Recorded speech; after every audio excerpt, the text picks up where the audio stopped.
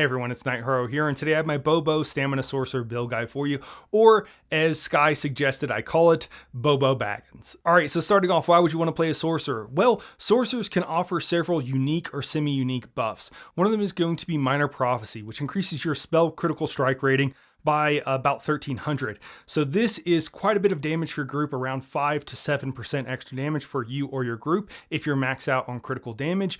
Pretty huge, and there's only, the sorcerers are the only source of this in the game. You can get a stamina equivalent from a Nightblade, but you always want one or the other class in your group at all times to make sure you're in any kind of optimal group to make sure you have that buff, and obviously it's nice for you to have it for yourself. Now the other buff that really, you can get it again other places, but the best place for it is going to be from the sorcerer, is going to be Major Berserk. Major Berserk comes from our Atronach. Whenever we drop it, our allies can synergize, and it doesn't last for forever. It's only like 10 seconds, but it's 10% extra damage. So between these two skills, you're looking at like 15 to 70% extra damage for your group. Pretty significant, pretty huge for yourself as well. Other reasons are, Sorcs have a fairly, I don't want to say easy, but I would say more simple playstyle. Since you do have 2 pets and you have to double bar them, you end up with kind of a 6-button rotation as opposed to a 10-button rotation, or maybe an 8-button rotation, because we do want to be casting our Volatile Familiar fairly often. But if you didn't, you really wouldn't be losing that much damage, and so it can lend itself to a simpler playstyle. Other reasons you might want to choose a Sorcerer: really high survivability. We'll talk about a few skills that we have here, but you can make yourself almost as tanky as your tank would be with a sword and board with just a couple of skills, swapping them out. You have really nice mobility if you want it with Streak or Bolt, which is our teleport ability. Typically, we'll be running a source of Major Resolve. Again, that reduces your damage taken by about 9%. So lots to recommend a Sorcerer. It's a very fun, very mobile, and very survivable playstyle. So with that, let's go ahead and talk about our skills. So first up here is going to be Daedric Prey, and I do recommend this morph, Daedric Prey, of this skill.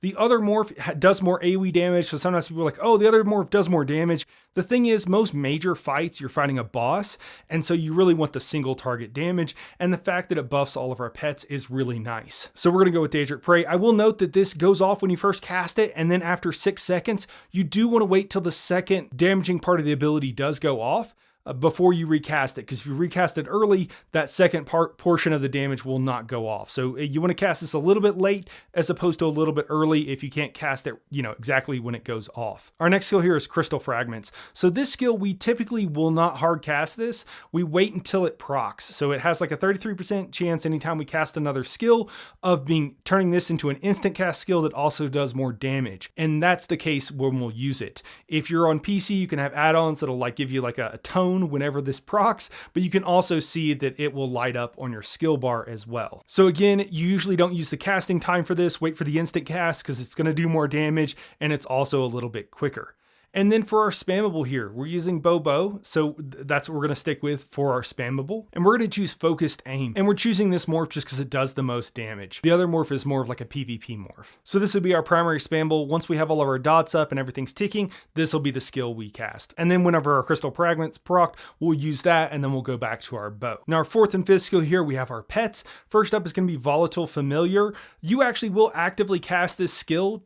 Just realize it does pulse a stun, which if you're solo or in a lot of different situations, that can be a benefit. It can also be a problem if you're in group content, because the tanks might be trying to pull in adds, and your familiar might accidentally be out of group and might stun a mob outside of group, and it'd be kind of annoying. So just realize that if you're afraid it could be a problem, just don't cast it. You'll lose a little bit of damage, but not too much. And then our 5th skill here, we have our Twilight Tormentor and our Twilight Matriarch. So the Tormentor does a little bit more damage, so that's typically what we'll use.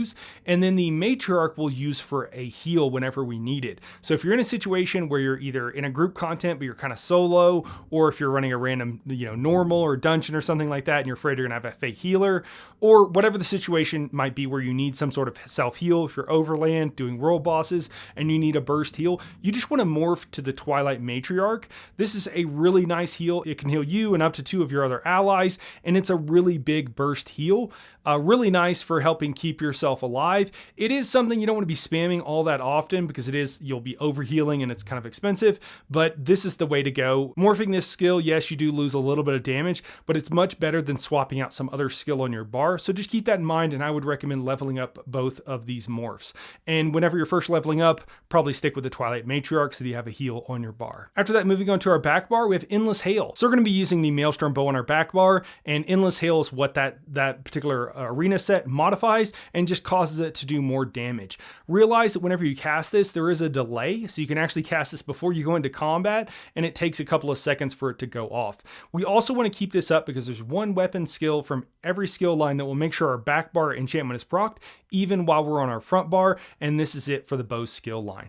After that, we have Barb Trap.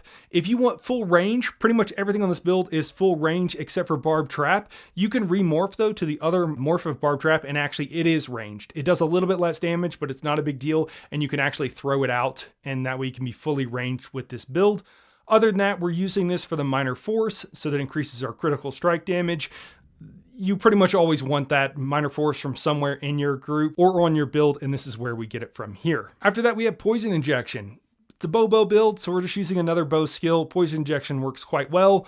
You could swap something else here if you want to switch your arena weapon up and use like Magma Shot. If you use the arena weapon that modifies that could be fine as well. I haven't actually tested it, but I think it should work pretty well. Nothing else really needs to be said here. We're just picking a pretty good dot and putting it on our back bar. After that, we have, of course, our pets double barred as they need to be. And then for our ultimates. So on our back bar here, we have the Charged Storm Atronach. So we're using this right now because it guarantees to apply the Concuss status effect. And that actually means that this morph does better and does more damage in all situations. So we're going to be using this all the time. And then on our front bar, you have a couple of options. Power Overload is what I would recommend for maximum damage. So the way you usually do this on a sorcerer, let's say you're kind of moving through an arena and you're getting to a boss fight, or you've been running around overland, or you're in trash in a dungeon or trial, and you're gaining ultimate. What you want to do is when you go up to the boss fight, you use Power Overload until you get to about 180 ultimate left, and you can turn on your counter so you can see exactly how much ultimate you have. It's part of the base game features. And then when you get to 180, you'll swap to your back bar and drop your Storm Atronachs, and that will give you the most damage if you do that. The thing is, that's a little bit sweaty. It's a little bit kind of trickier to do. So instead, what you can do is you can run Flawless Dawnbreaker on your front bar, and that just being on your bar because of Fighters Guild passives will provide you with extra weapon and spell damage, and it can be really nice. If you ever are in a situation where you don't quite have enough for ultimate for the Storm Atronach, but the fight is about to end or you really need some extra damage, you can totally cast Flawless Dawnbreaker. It does decent damage, as well as providing you with a decent amount of weapon and spell damage for like 20 seconds after you've cast it. But otherwise, you would generally not cast that. It's just up there for the passives, and then you cast your Storm Atronach on your back bar. So kind of a choose your own adventure here. One does a little bit more damage, but is considerably harder to use. So, you know, it's up to you. If you're starting out, I wouldn't recommend doing the sweatier thing. And if you've been playing for a while, then you're probably fine. Now moving on to some useful skills over here. So first up is going to be Bolt or Streak. So both morphs of this skill work well. One of them does damage and it slows our opponents. The other one actually stuns them. So it depends in various situations which one you might want to use. Both of them can be cast multiple times to move very quickly. The cost does go up, so you can't spam it infinitely, but they're both really nice to use, and it's a really fun skill to use as well, and it has some utility in various situations. After that, we have Dark Deal, and both morphs of this, you'll find this with a bunch of these, so it'll be both morphs have their use. So this is just a question of, do you need more magicka or do you need more stamina? So one morph costs magicka and gives back stamina and health. The other morph costs stamina and gives back magicka and health. So there are other reasons to use these skills, but primarily, you know, which resource do you really need is going to be what you use, and it's also a really nice burst heal as well. Beneath that, we have Crit Surge. Crit Surge is a really nice heal over time, so we have a really good burst heal with our Twilight Matriarch, but Crit Surge, as long as we're doing damage, will provide us with about 3,000, 3,500, can crit for quite a bit more.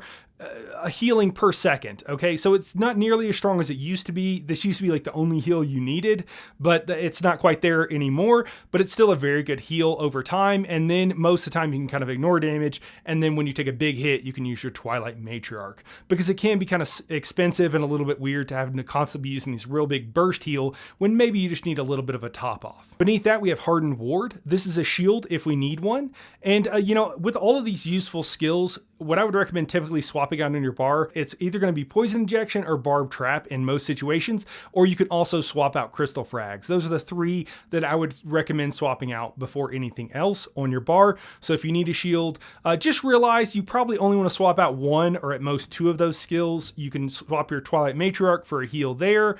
Anything more than that, and you're really a serious hybrid build, and only place you would really want to do that is maybe in the Endless Archive, or if you're soloing something that would normally require a tank. I just tell you that because a lot of times people will load up their bars. They're supposed to be a DPS, and they'll load up their bar with all these survivability things, and it makes their DPS go down so low that it makes things harder than they have to be. And they're spamming shields all the time instead of just killing the mobs so they don't need a shield. So just a bit of advice, I guess.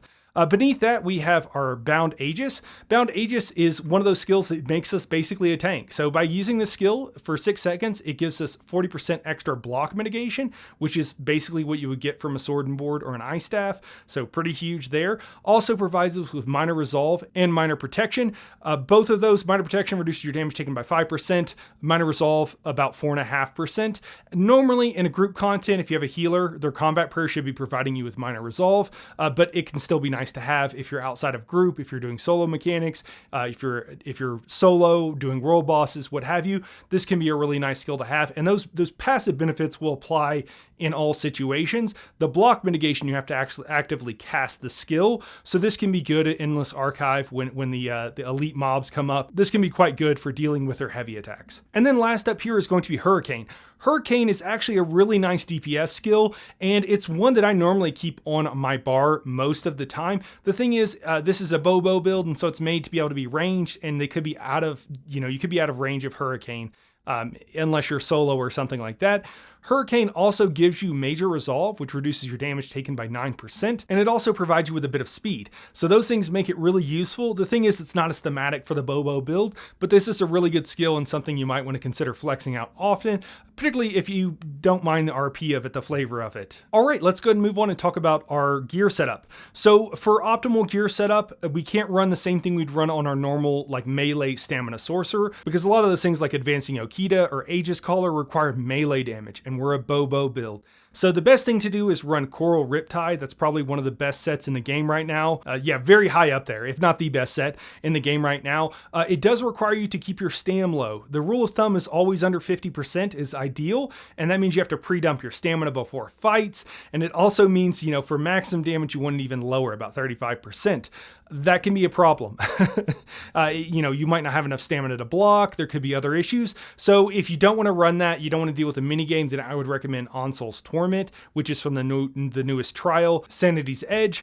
That works really well, just gives you a flat DPS, a percent damage increase, and you don't really need to do anything with it. It just works, and so that can be kind of nice. You don't need Perfected of either one of these. These are both trial sets, but run normal trials. They're really easy to do. Anybody, if you could run a normal dungeon, you can run a normal trial. I promise you. They're not that hard. I know it seems intimidating with that many people, but it's actually not that bad. If instead you're new or you just want something easy, you want a crafted set, Order's Wrath is honestly going to work really well. So you could totally go with the crafted set here, and it's still going to work very well. Now, this is a Bobo build, and those are a little bit different, and I often like to provide you with some different options. So for our other 5-piece set, we're actually not going to use a 5-piece set. You could use something like Pillar of Nirn, you could use Arms of Reliquin, would work really well. You do have to, those are a little bit harder to keep up, but for this build, to do something a little bit different, Pillar of Nirn being easy to keep up, and then Arms of Reliquin being harder because you have to make sure you light attack consistently every 5 seconds, and it can be a little bit tricky. So we're going to use Eagle Eye, the Eagle Eye set. So this set is only jewelry. It's a 3-piece set, and it gives us a ton of critical damage for all of our ranged abilities. And you can use this with a couple of different builds. I've used it with my Frost Warden, for example, as well. And then we're going to pair that with a couple of bows. So on our front bar, we're going to use the Vatashram bow, and then on our back bar, we'll use the Maelstrom bow. Okay, so 3 pieces of jewelry, bow front, bow back, and then we have the 5 pieces of armor on our body. And then we're going to do Maw of the Infernal, so you don't actually need a mythic with this build. If instead you don't want to, you don't have the Vatashram bow, you don't want to go farm it, this Eagle Eye set's a little bit odd, you can instead go with something like Pillar of Nirn. Pillar of Nirn just requires you to do damage to proc it, so you can use that on your front bar, and then body either Coral or Onsol's. Or if you want something that does maximum damage, Arms of Reliquant is probably the way to go for maximum single target damage. The thing is, with the reason I don't typically recommend that is because it's single target one, and if you're ever missing light attacks or not able to damage the opponent for a bit of time, you're going to drop the stacks, and so it's actually going to do less damage in content if you're not used to keeping it up and you're not particularly skilled at doing it. So it's a harder set to use and you're not getting that much more damage. So for most people, it's better to run something like Pillar of Nirn, or like I'm recommending, the Vatashran Bow. The other thing is the Vatashran Bow does more damage the closer you are to an opponent. So that's going to be better for like solo content. If you're full range and you plan on being far back from an opponent, especially with some of the skills we've seen previewed that'll be coming out next patch, then you might want to go with something like Pillar of Nirn, and it'll work very well. But it's a choose your own adventure there. There's not really a whole lot of wrong answers. I will note, if you are solo, having Ring of the Pale Order, which is a mythic, and dropping your monster set is absolutely the way to go. Ring of the Pale Order is broken. It's so good. By doing damage, you heal yourself. It only works when you're solo or duo, like in the Infinite Archive. So in that situation, you drop your Maw of the Infernal, which works really well on a sorcerer, but instead just use that. It'll keep you healed and topped off. You shouldn't need heals other than that. The only thing you usually have to worry about is like one-shots, as long as you're putting out good damage and continue to put out good damage, which shouldn't be too hard to do with this build. Now for traits. On our front bar, I am recommending a front bar. You can either Precise if you already have it, or probably the best way to go is Charged with the current meta. For back bar, you're going to do Infused with a weapon damage enchant. For our jewelry, we're going to run all Bloodthirsty with weapon damage enchants. For our body, we're going all Divines with all stamina enchants. And then for our CP, we're going with Wrathful Strikes, Deadly Aim, Fighting Finesse, and then Exploiter. I will note about Exploiter, that is mostly for group content if you have someone providing off balance. If you don't have that, or if you're solo, you want to swap that out for something else. I think Master at Arms would probably be the way to go. For our red CP, it's really a choose your own adventure. I'll mention a few here that I particularly like.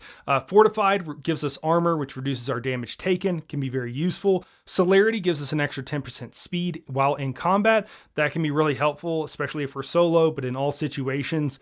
Expert Evasion gives us a free roll dodge about every 30 seconds, particularly if we're running Coral Riptide and we need to keep our stamina low. But even if we're not, having a free roll dodge once every 30 seconds has saved my life more times than I can count, and I never let this CP leave my bar. And then Rejuvenation for a bit of extra recovery. If you don't need the extra recovery, or maybe it's even not desirable if you're wearing Coral Riptide and you have too much recovery, swap it out for something else. Anything you see that looks good, it's totally going to be fine. Again, it's a choose your own adventure. For all of our attributes, we're going to put all of our points in stamina.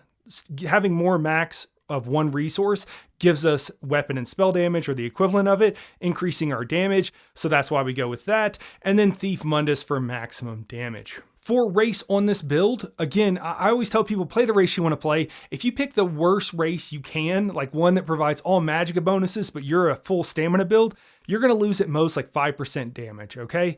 Not great, but not the end of the world either, unless you're like score pushing or doing something really sweaty. So play the race you want to play. For the best optimal thing is going to be a Dark Elf. Dark Elves are also nice because if you decide to swap this to a Magicka build later, Dark Elves are also optimal. They're just a tiny percent, behind like a High Elf, but they work just as well and they're best for stamina. If you want to do a Wood Elf because you like the RP, you're barely going to lose any damage with this build, maybe like a percentage or so. Orcs, also very good. Khajiit are probably one of the best to use solo. And if you do choose a Khajiit, you might find yourself not wanting the CP that provides you with extra critical damage. Just check, 125% is your max critical damage.